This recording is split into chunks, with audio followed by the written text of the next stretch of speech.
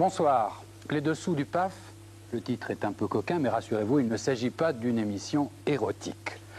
Comme aime à le dire notre ministre de la Communication, ce que nous voulons faire ce soir, c'est œuvre de curiosité, de réflexion et d'information sur le paysage audiovisuel français.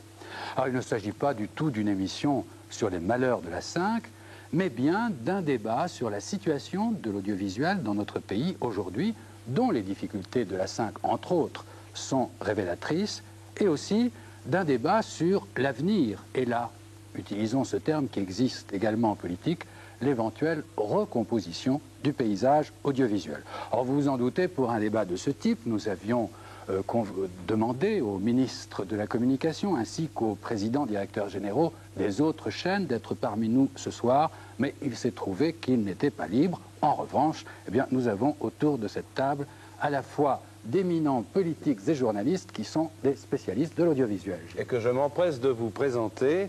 À ma gauche, Roland Miail, qui est journaliste au Figaro et également à France Inter. Vous connaissez son émission Radiocom sur France Inter tous les matins à 8h40. Jean-François Kahn, directeur de l'événement du jeudi. François Daubert, député UDF. Bernard Schreiner, député socialiste.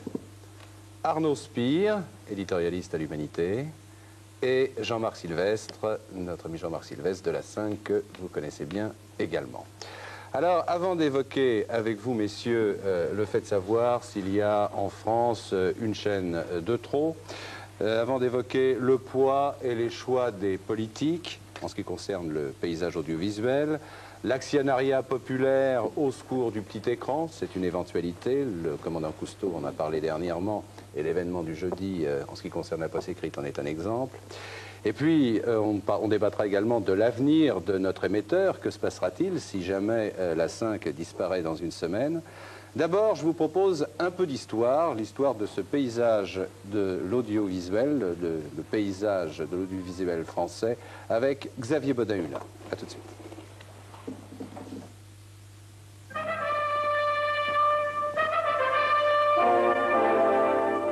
Ah, le temps de l'ORTF. Les aventures de Saturnin. Alors, tout est simple. 1, 2, puis 3 chaînes. En 67, c'est la couleur. Mais c'est un monopole d'État total, des chaînes aux ordres. Les studios disposent d'une ligne directe avec les ministères. Financement, la redevance, la publicité, pas plus de 25%. Et des rallonges budgétaires quand c'est nécessaire, et ça l'est, tous les ans. 74, Giscard à la barre. L'ORTF éclate en 6 sociétés nationales. Concurrence toute relative, le monopole est toujours là. Le financement n'a pas changé, redevance et 25% de pub, rallonge budgétaire, toujours d'actualité. Française, Français. 1980, la force tranquille, Mitterrand président. La gauche veut alors libérer l'audiovisuel des carcans gauliens, pompidoliens et giscardiens. Première décision, la création de la haute autorité en juillet 82. Noble tâche, le pluralisme, l'indépendance du service public. Premier changement, 4 novembre 84.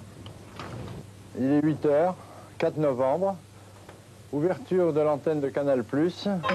Canal+, chaîne privée cryptée, mais en fait concession de service public pour 12 ans. PDG André Rousselet, ami du président. Ressources, les abonnements et un peu de pub pendant les émissions en clair. Verdict, réussite totale après un début difficile, 3 millions d'abonnés, plus d'1 milliard de bénéfices en 91 et des déclinaisons sur le câble et dans les pays limitrophes. En 85, François Mitterrand se déclare pour la liberté en matière de télévision, mais s'interroge sur la manière de l'organiser. Alors vient la 5, première émission le 20 février 1986, 3 semaines avant les élections législatives. 40% du capital à Silvio Berlusconi, 60% pour Jérôme Sédou.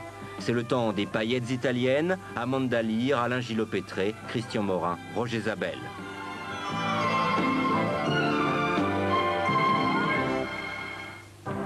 TV6 voit aussi le jour en février 86, chaîne essentiellement musicale. Dans le capital, il y a Gaumont, Publicis et Énergie. La 5 et TV6, deux chaînes totalement privées, vivant donc exclusivement de la publicité. Leur création provoque un tollé dans l'opposition qui parle du fait du prince. Elle ne va pas tarder à en tirer les conséquences. Car 86, c'est l'alternance, Jacques Chirac et la cohabitation. Et la droite n'a pas la même idée du PAF que la gauche, voilà qui n'est guère surprenant.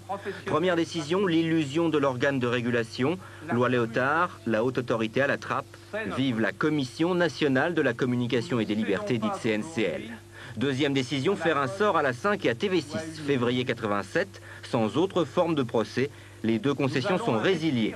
Et la CNCL se charge alors de donner la 5 au tandem Robert Hersan, Silvio Berlusconi. TV6 disparaît au profit de Métropole TV, autrement dit M6, une chaîne généraliste remplace une chaîne musicale.